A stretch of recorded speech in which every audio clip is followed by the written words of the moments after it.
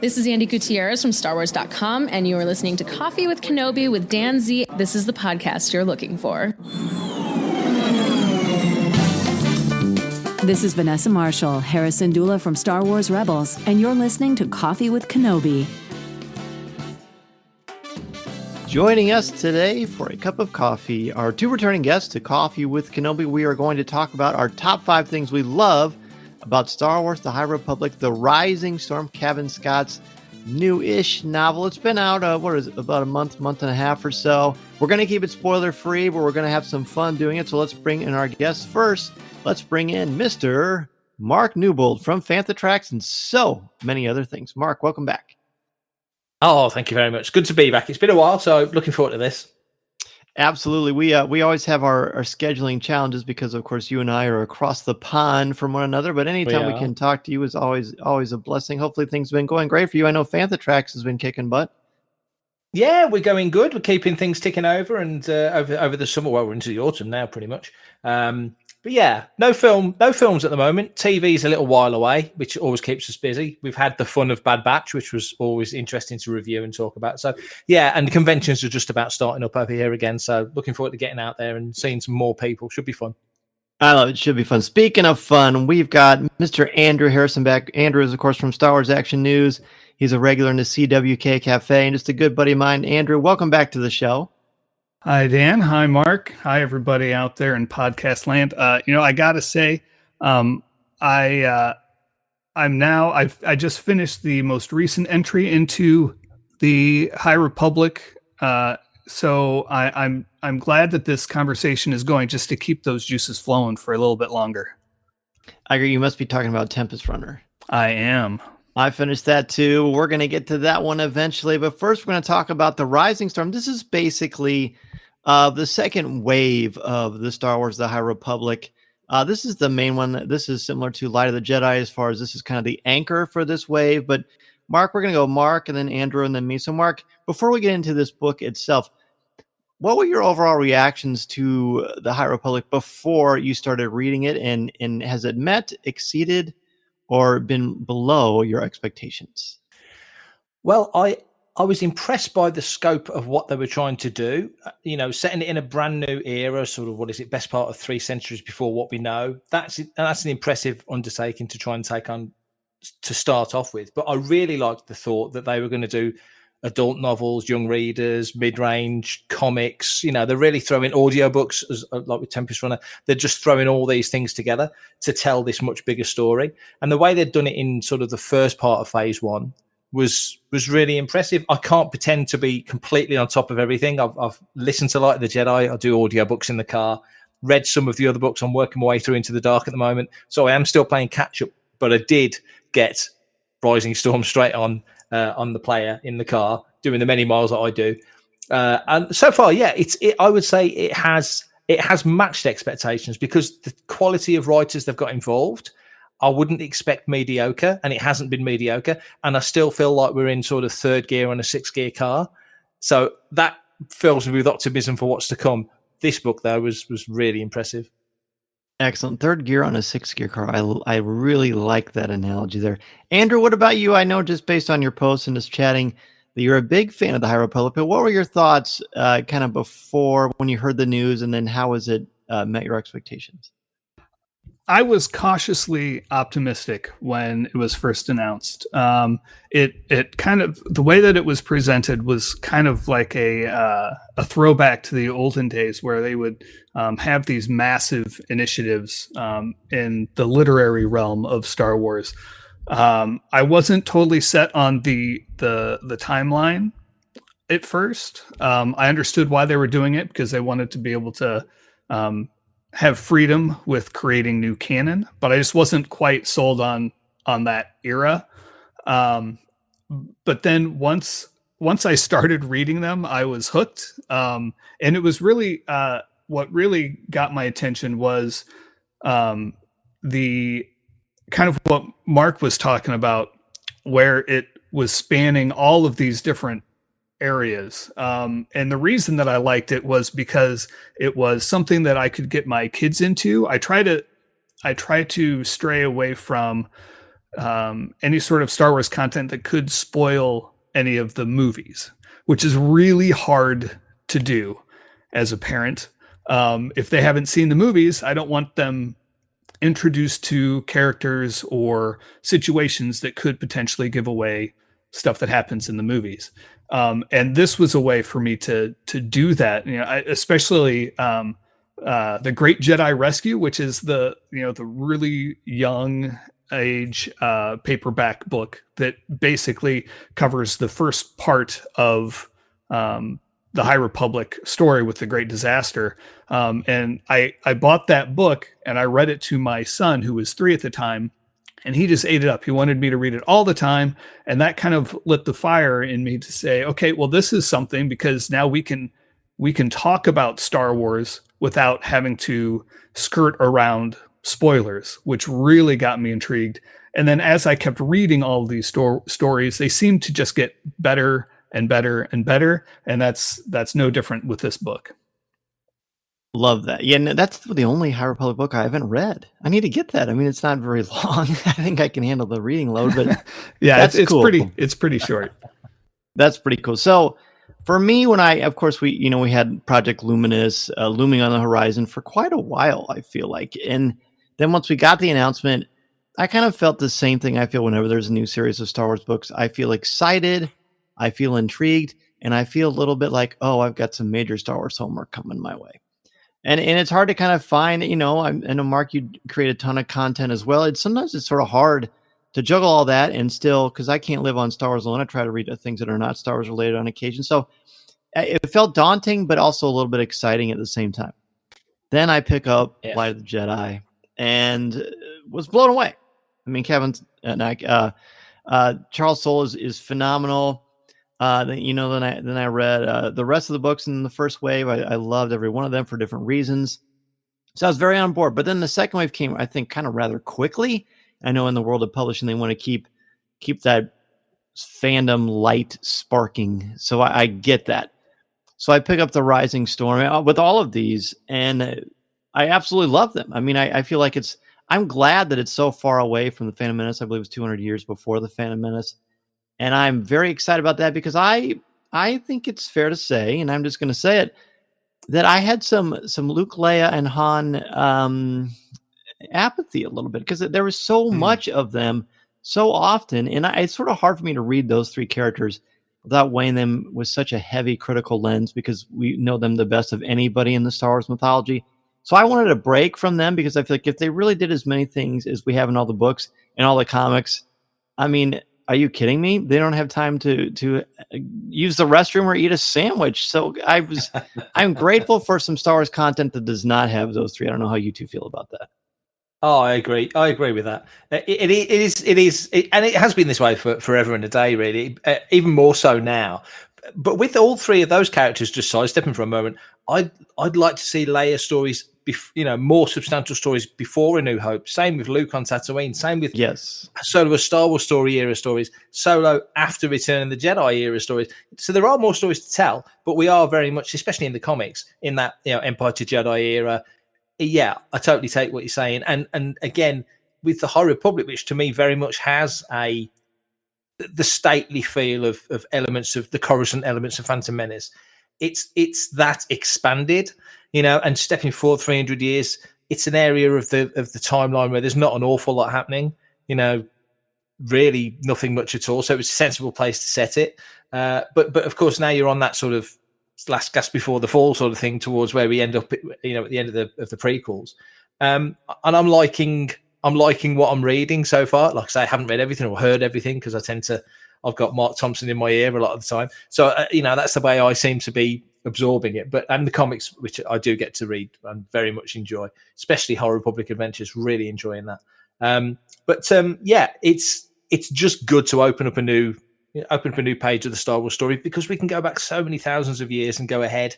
Why confine ourselves to a fairly tight area of, the 3 trilogies? We should be expanding beyond that. And this is a positive step. So that's a good way to explain it. I would say anything between A New Hope and Return of the Jedi, I feel like should be off limits from this point forward. But anything before A New Hope or after Return of the Jedi, That's a bountiful feast. That is I wish I would have said that first. Well, I'm gonna magically put a Jedi mind trick on everyone listening that I said everything that Mark said, but Mark said it better, and I'm good with that. Andrew, what about you? Yeah, I agree 100%.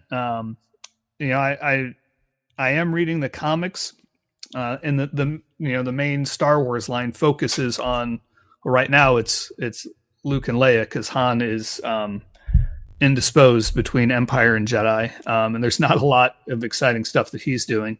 But he's chilling. He's chilling. He is chilling, and it's very evident that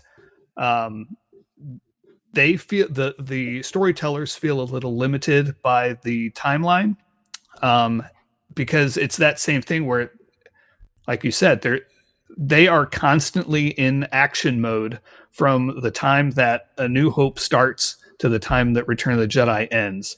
There is no downtime. There's no rest between battles. It's one day battle leads into the next day's battle. And it is kind of exhausting. And you think too, the dangers of focusing on those three characters. You look at the old stuff, the stuff that's now Legends, where by the end of that, Luke was basically a deity. He was so powerful because they had to keep coming up with new and better Jedi powers for him to use. And it just got to be a little dry because of that. And so this allows them to focus on new characters that aren't limited, and it also opens up some new questions, because while this does feel it feels more prequel than it does original trilogy.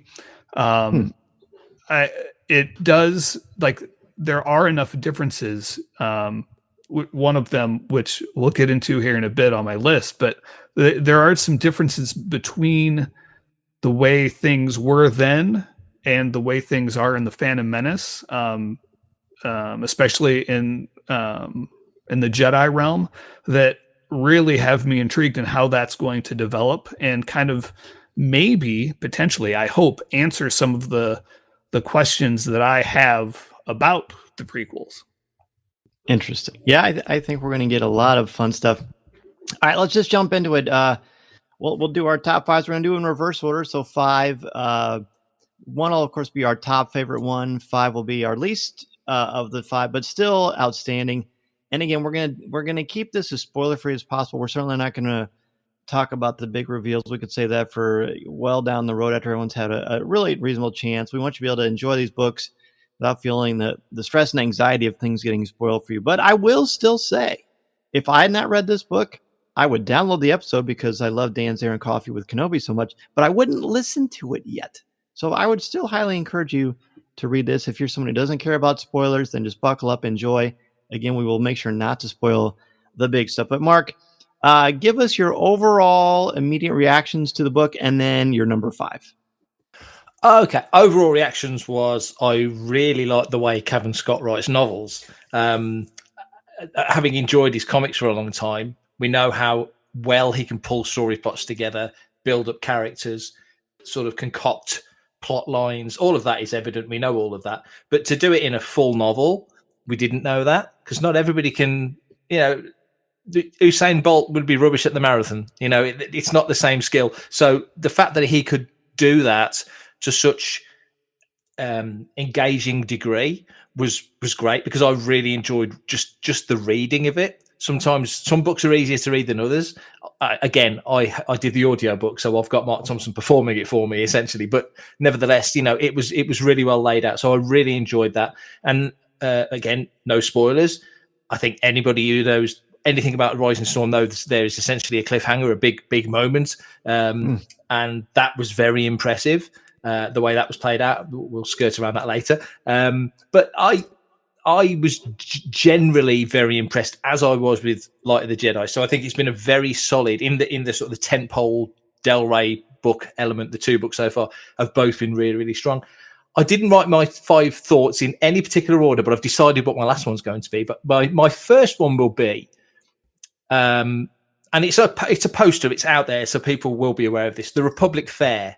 I really love the concept of this Republic Fair, because there's something and I wrote some notes down, and the phrase I used in The Last Jedi, Luke talks, and Rise of Skywalker kind of talks about hubris, sort of arrogance.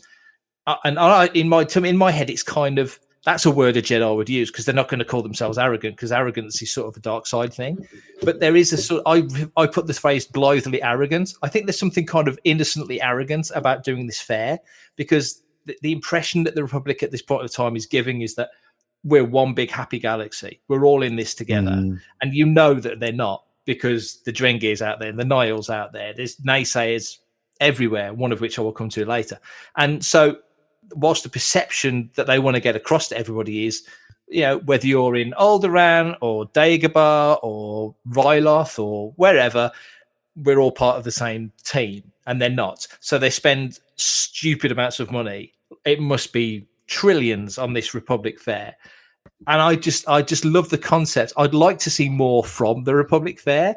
I'd like to know, there is a mention of Republic Fair in one of the comics, I believe, before Rising Storm came out. So I assume, and I may be misremembering this, there must have been other Republic Fairs before this, or similar type of things, similar concepts to this. This certainly is the biggest one. I really like the Republic Fair. Wonderful. Yeah, I remember being at the Republic Fair, and they had you could dunk Andrew in the dunk tank. I remember that. That was fun. All right, Andrew, give us your overall reactions to the book, and then your number 5. Well, first of all, Dan, I have to say that I was not impressed with how you handled the dunk tank, where you just started running up and hitting the button instead of actually throwing the ball. I did not appreciate that. I know, my wife didn't either.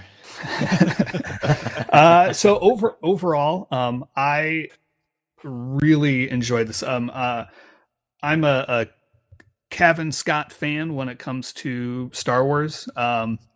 I first started really paying attention to him with the Star Wars Adventures comics that are they're the all age comics by IDW. I really enjoy his stuff there.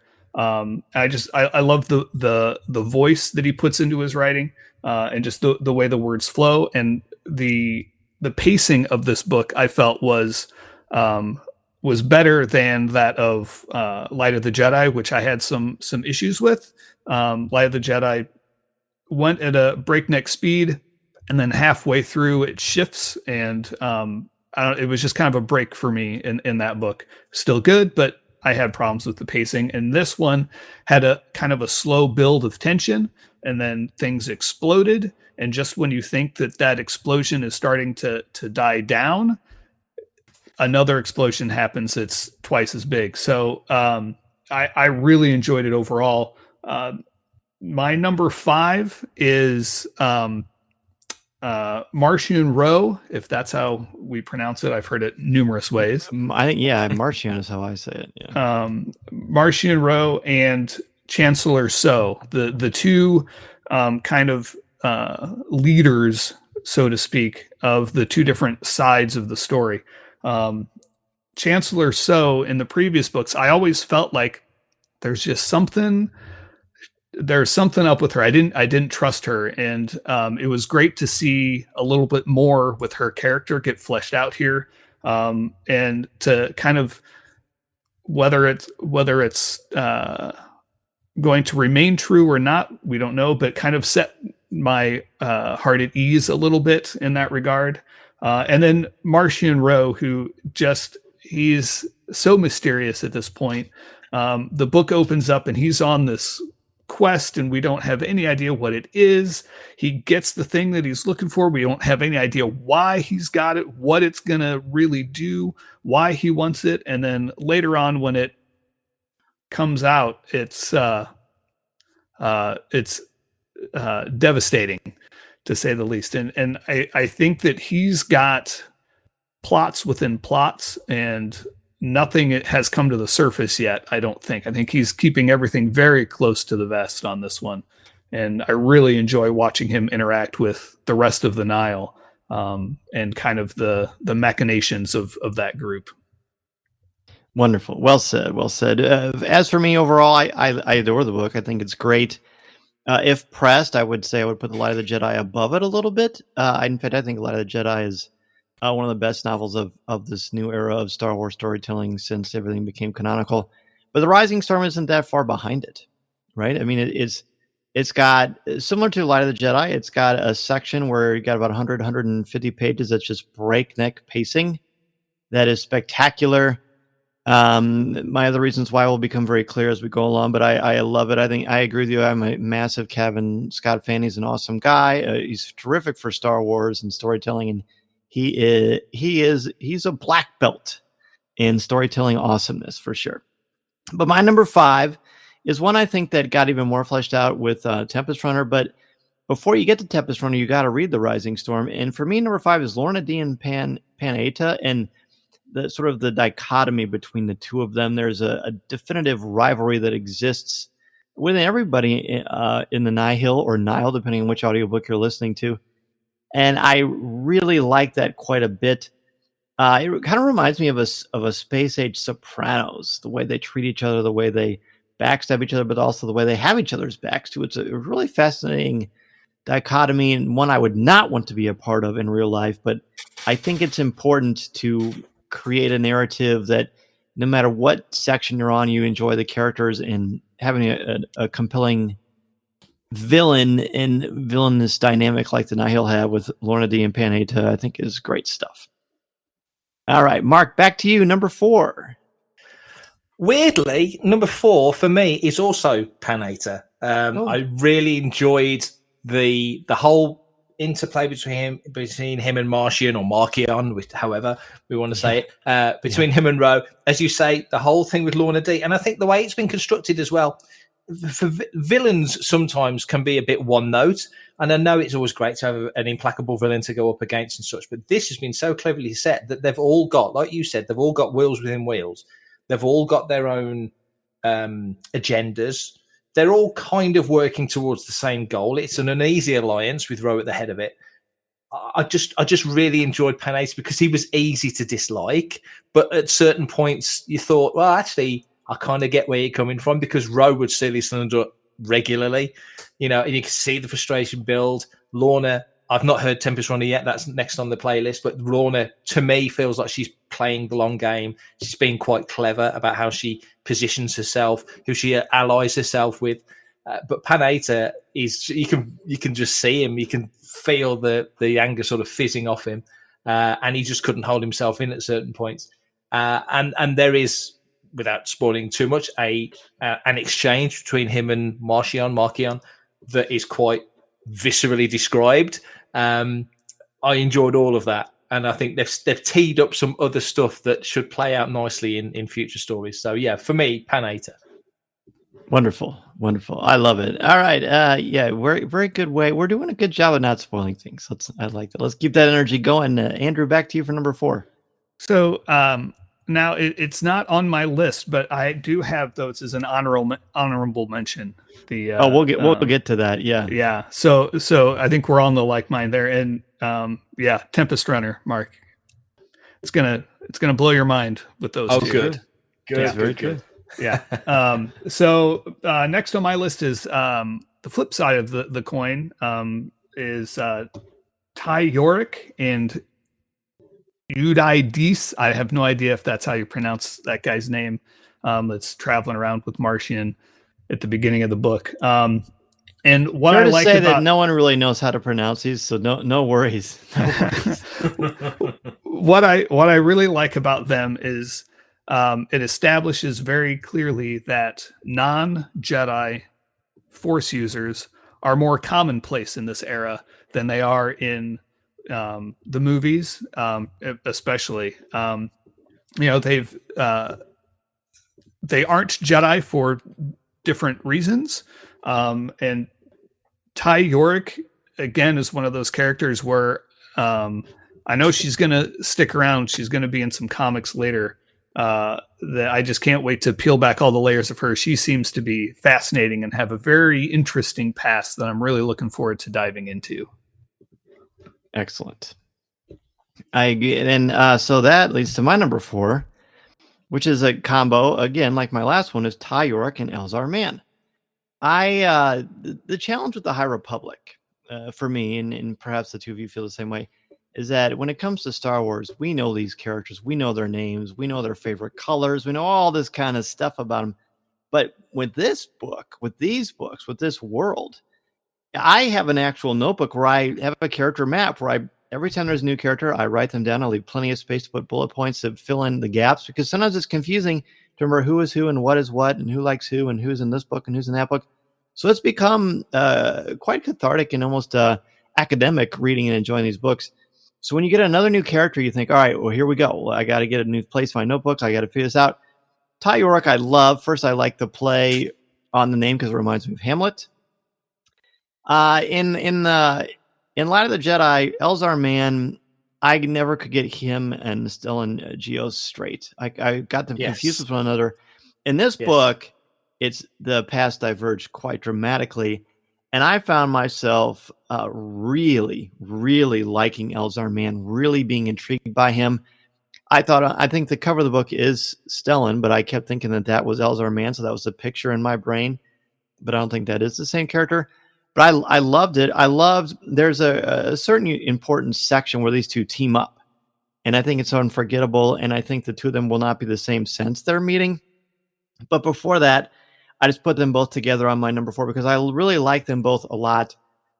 Ty York, particularly. At first, I thought I wasn't sure what to think of Ty York, but as she developed her abilities, the fact that she is very well Jedi trained, but is not a Jedi, I think there's a lot of story there that is going to be worth exploring. So they've opened up a lot of great avenues, and I think Kevin, of course, does a great job of making these characters three-dimensional and fleshed out. So I really, really like that aspect of those two together, and just them individually as characters. Very good. Well, we've got 3 left. We've got a lot of great conversation yet to come. So we're going to take a quick break. When we return, we'll give our top 3 favorite moments from The Rising Storm. This is Coffee with Kenobi. This is Vanessa Marshall, and you're listening to Coffee with Kenobi.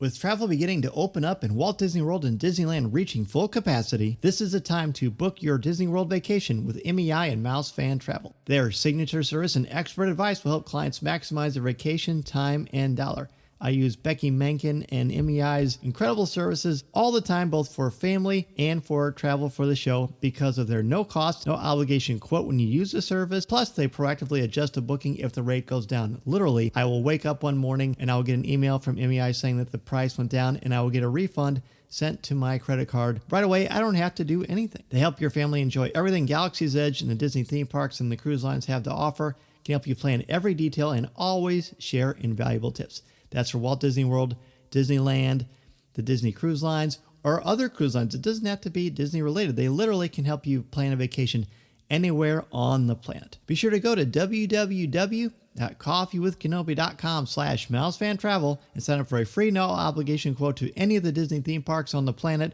or any vacation that you have in mind. You'll have the best vacation possible and help out me and Coffee with Kenobi in the process.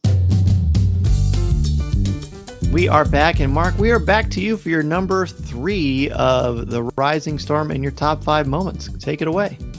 I like what you guys said about Ty York, because she kind of feels to me like she could be almost the Jack Sparrow of this sort of saga, in that she's got the skills. She's she's sort of she's an outlier. She's got the powers. She's not within the realms of convention. She's not doing what they want, but she's clearly skilled. So I think there's definitely, I think she's in Monster of Temple Peak, isn't she? She's the cover star of that, the IDW series, which isn't coming out in the UK, annoyingly. So we're hoping to figure a way to get hold of that.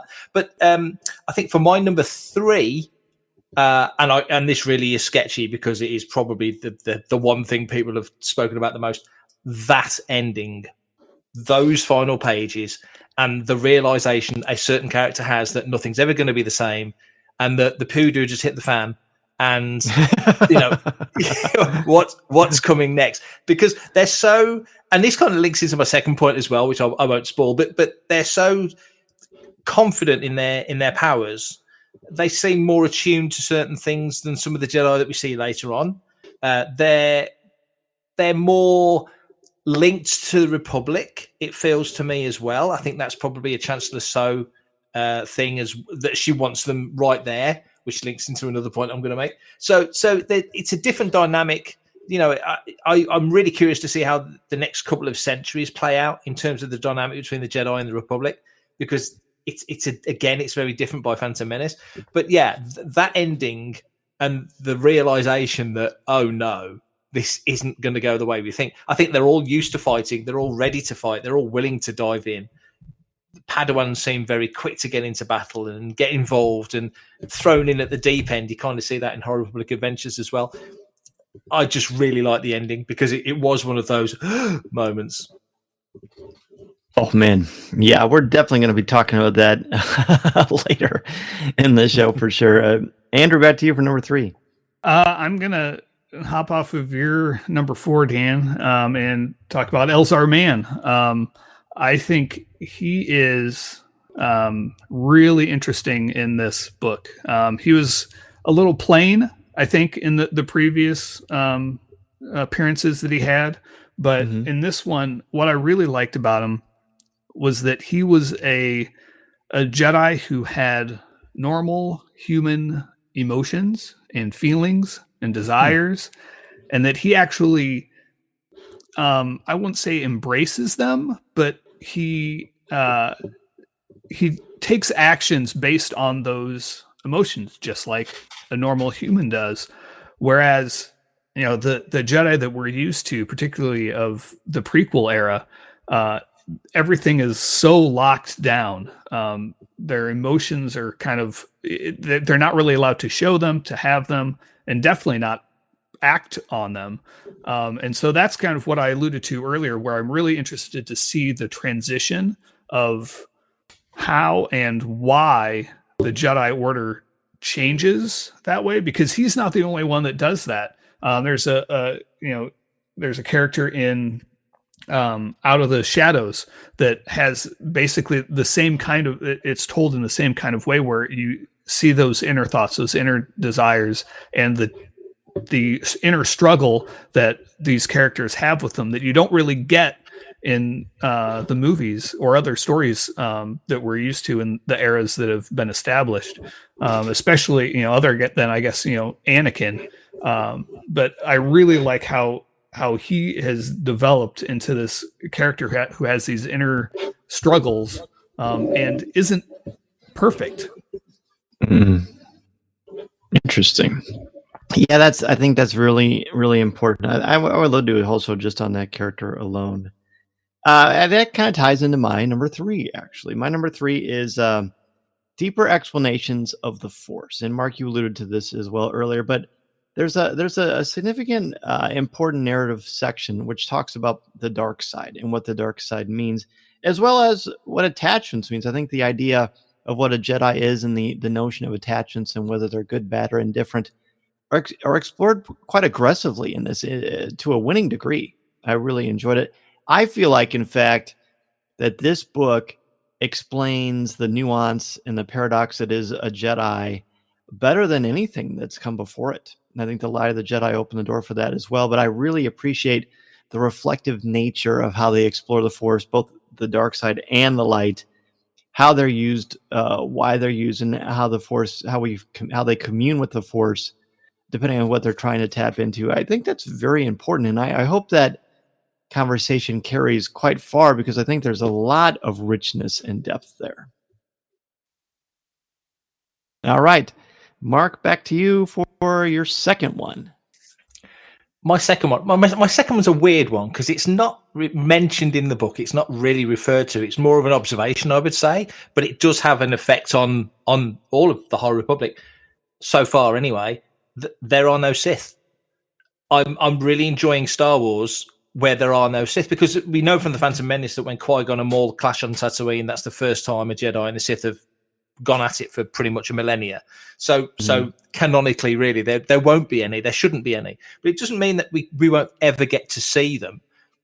Machinations in the quiet in the background, because the Sith didn't completely disappear. I think they just did the Palpatine quotation marks and just bid their time, took their time, made their plans and plots and such. And we see that with Palpatine playing out right through to Episode 9. But I just like the fact that the spectre of the Sith, which hangs heavy over all other elements of Star Wars, even if you go back to the Old Republic and way back centuries before, millennia before the High Republic. It's always there, and so far in this, it's not. So I think it's a cool twist, or an interesting, refreshing twist to have the Jedi completely front and center. They've got other things they've got to combat and battle, as has the Republic, but the Sith isn't one of them. So I'm kind of enjoying the fact that at this point, and it will change, of course, as we know, but at this point, the Sith aren't particularly a factor. But I'm sure at some juncture, they will pull some strings somewhere in the plot to make things go the way they want them to ultimately, because they are very, very patient. That's for sure. That's a great point, and that's something I've actually enjoyed about this as well. Andrew, you feel the same way?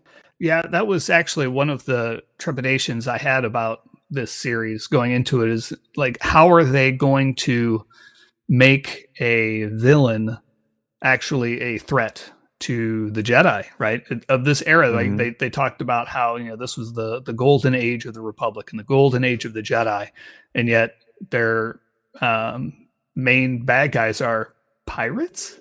Like, that just, I didn't quite get it, but they're the Nile and the way that they're portrayed, they're menacing, they're scary, the way that they enact their quote unquote business throughout the Outer Rim. And I couldn't agree more, Mark, that's a really fascinating facet to these stories.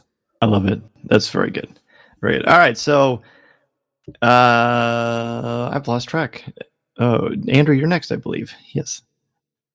Yeah, so my number 2 is you have to kind of go with me on this one. It's kind of it's a vague. It's more of a concept than anything specific about the plot. But it's I wrote down false dread and false hope. This book does a really good job of building up tension. In like, I was reading, I was like, oh, he's gonna do something really bad. Kevin, you're gonna make me really upset. I'm gonna have to close this book if this happens. And then it didn't happen. I was like, oh, thank goodness.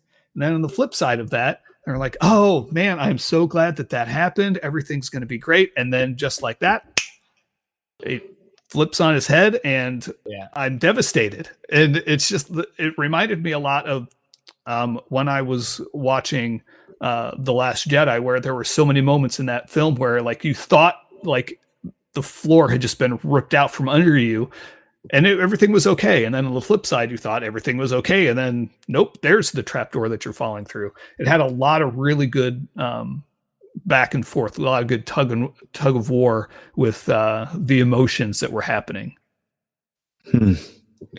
Yes, this is, again, hard to talk about without talking about it, isn't it?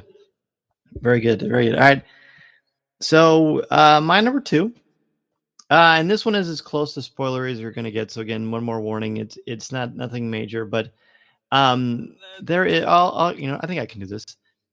There is a return of a beloved character in Star Wars that I really liked, and at first I wasn't sure it was going to last.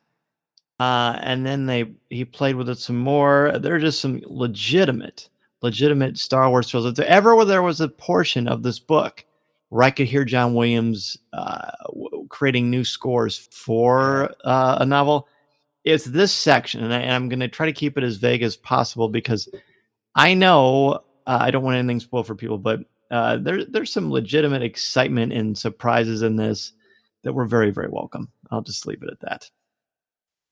All right. Whew, that was an easy. Mark, speaking of not easy, you've got your number 1. Take it away. This is going to seem like a weird one, because this character is not a main character. He's quite peripheral on the grander scheme of things. But I was certain that this guy would turn out to be the bad guy, would turn out to be the fall guy, whatever. And so far, he hasn't been. And I hope that's not a spoiler. Senator Tia Toon, Senator Fasulist at this point of time. I thought he was brilliant, because as a character, they kind of set him up the way, again, I listened to the audio. So the way he's portrayed on the audio, you're thinking, they're kind of going down a certain avenue with this character. you're just wondering what his motivations are. He's one of those. He's busy. He's up in people's grills. He's just that guy. He has a point to make. He's going to push that point. But as I'm listening to it, and I actually tweeted and Cameron Scott replied, which was kind of cool. I said, am I reading this guy wrong? I'm kind of thinking this guy's got a point, as many do in these books. And I won't say anything else because I'm certain it's going to play out to be much more than it is. But for me, my pick of the pops for The Rising Storm was Tier 2. And he was the takeaway character for me. And I'm really looking forward to seeing what the next author does with that character. Fascinating. I wouldn't have guessed that. That's a cool one. That's a really fun surprise. Andrew, you're number 1. So my number 1 is kind of along the same veins as my number 2. And it's just connections. And it's really almost more for all of the High Republic books. But while I was reading this and the rest of phase 2, I had so much fun linking in my head, kind of what you were talking about with keeping a notebook of all the different connections, all these different characters. I had a lot of fun as I'm reading it, realizing, oh, this character was, that one character in the comics that had only appeared in 3 panels, or this is a character that is in the book that I'm reading to my older kids at bedtime. Those kind of connections really got me excited as I was reading this. And it really goes to show the collaborative storytelling that's going on with the High Republic. And I think, Kevin Scott's got a history of that because of, you look at his the audio drama that he wrote, Dooku, that had a lot of really close ties with the characters in Claudia Gray's Master and Apprentice. And just that collaborative storytelling, everything is connected kind of mentality that's going on here. As I'm reading this book, I've got a grin on my face the whole time, because I'm seeing those connections. Take me back to when I was reading the Tales of the Jedi comics and the Jedi Academy novels, right? Like, there were so many connections in those. It just really took me back and really got me excited for the future of this series. Oh, cool. You both surprised me with your number 1s. I really wasn't sure what you were going to say, but it's hard, isn't it? Because there's a lot of glorious stuff there. Okay, so my number 1 is the ending. It's the ending. I'm not going to say a lot about it, but this is what I will say. If you haven't read the book, do not, no matter what you do not read the last page. Do not read the last page, okay? That's all I can say.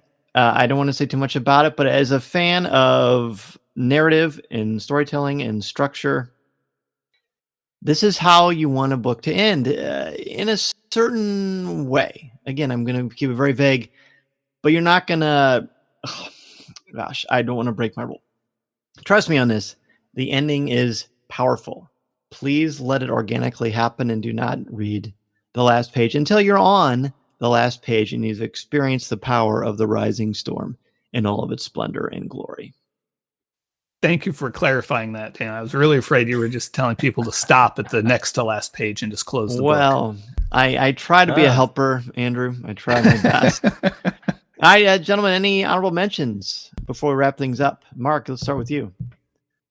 No, nothing other than, as we said at the top of the show, really, this could be easily have become already quite bloated, and it feels on the opposite side quite light on its feet. So I'm enjoying that. I like, again, the fact that there's the different ranges for different reader levels, which is interesting because you can get a more brisk read for a sort of a young adult novel. Obviously the kids books reiterate, like Great Jedi Rescue, can kind of reiterate elements from the stories. And I would imagine there'll be more of that coming. I'm just enjoying the fact that they're spreading it out across these different formats. I would really like, I got into a conversation online the other day about, actually it was with Cameron Scott again, about Shadows of the Empire, the soundtrack, the score for Shadows of the Empire. The author Adam Christopher had sort of just come across it and was really enjoying it. And just as the the tweets went. So I think I said, why don't they do something like that for the High Republic? It kind of feels like it would fit, it would work. So it's becoming very much its own corner of the Star Wars storytelling. We've got War of the Bounty Hunters at the moment in the comics, which is kind of like the redo of Shadows of the Empire, essentially. It's interesting that we've got different time periods with substantial storytelling, but High Republic is completely next level. So yeah, more of the same, please. I'm really enjoying it. Wonderful. Andrew, any last minute thoughts for you? Yeah. So my honorable mentions, I already mentioned the dissension of the Nile ranks. But I've also got, real quick, monsters. There are monsters in this book that are fantastic. Orbalin, and the way that Jedi enters into battle is very, it's almost humorous, but perfectly demonstrates his personality. And then there was a character, he's a Nomoidian, and he's part of the Valo security force, and his name is Idrax Snat. And as soon as I read that name, Snat, I was like, I know exactly the kind of person that this Nemoidian is, because that name is perfect. Snat. Gold. It's gold. It kind of rolls off the tongue, doesn't it? It does. Yeah, that's great. My honorable mention is just the High Republic Fair. Mark, I believe that was your number 5. It's I wasn't expecting, I guess, what happened and when it happened and how it happened. So that was fun. It's you certainly don't get a lot of chances to take a breath or exhale, but neither do the Jedi. And I always like that in these kind of stories, the way that they're told, we feel the same kind of trepidation, suspense, and anxiety as the characters in the stories feel. And I think that's wonderful, wonderful storytelling. Listening to Coffee with Kenobi, you are, with Dan Z, the podcast you're looking for. This is...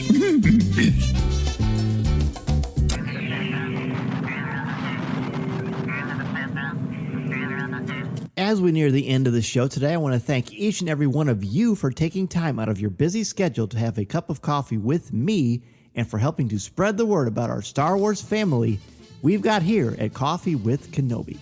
Be sure to tune in Monday nights at 8 o'clock p.m. Central Standard Time on Facebook Live at www.coffeewithkenobi.com/live or www.facebook.com/coffeewithkenobi and have a cup of coffee, tea, or any beverage of your choosing with me as we continue the conversation.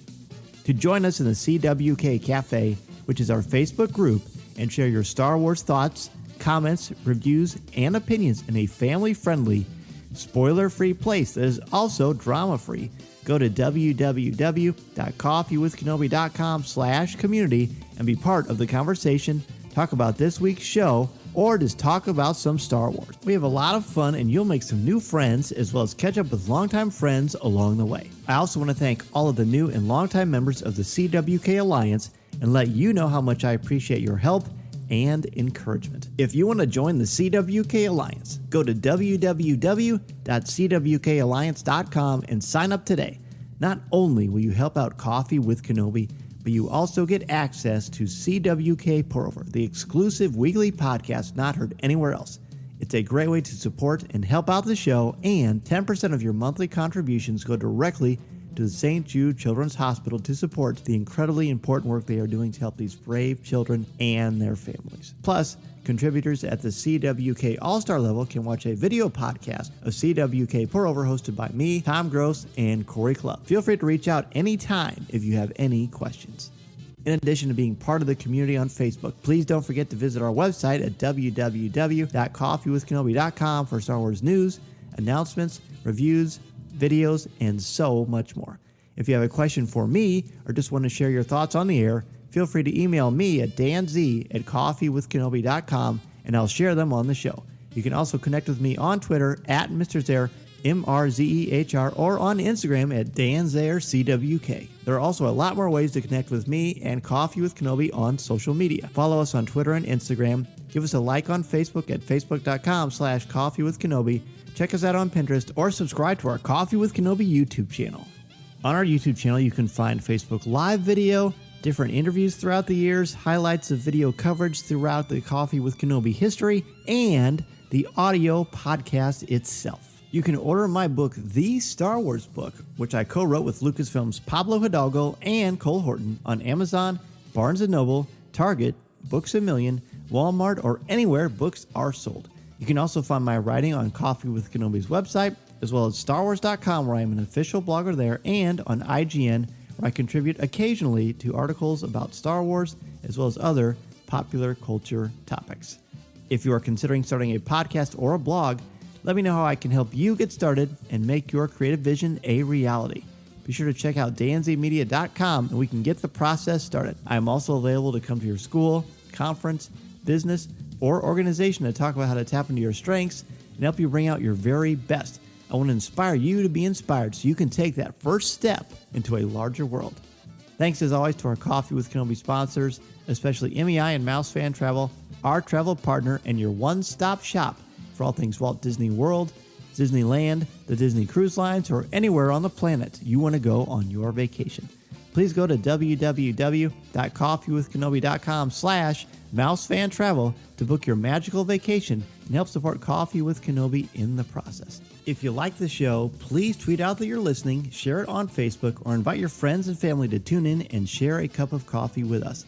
And if the Force is especially with you, please take a couple of minutes to rate and review the show on iTunes or Google Podcasts. Every review makes a huge difference and helps to spread the word, and I can't thank you enough for your help, for your support, and your friendship. I love so much being a part of this wonderful Star Wars community, and I can't thank you enough for all that you do for me and Coffee with Kenobi. Well, gentlemen, it's been an absolute delight to revisit these top 5 moments from the Rising Storm with both of you.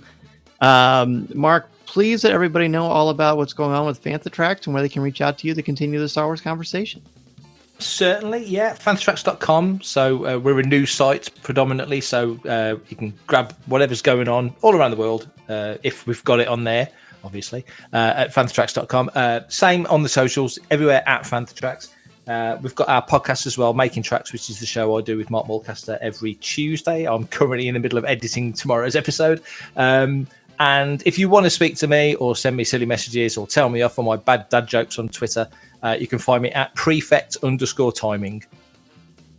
Love it. And I will send over a resume. I've yet to be invited to Fantha Tracks, so to be on the podcast. So hopefully I can pass the audition. Oh, I think so. Yeah, I think okay. You'll pass the audition. Yeah, just rattle your jaw. Thank you. Outstanding. Mark's great. That's the kind of wit we love from you. Mark, thanks again for being on. Thank you. Pleasure.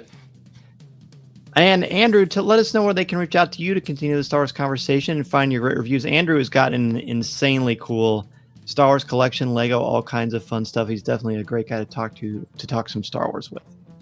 Yeah, so if you want to talk to me, I'm on Twitter at Sketty79, so spaghetti without the PA. And you can occasionally catch me over at Star Wars Action News doing reviews of hot toys and occasionally a speed build of Lego sets. So they're on Twitter at SW Action News.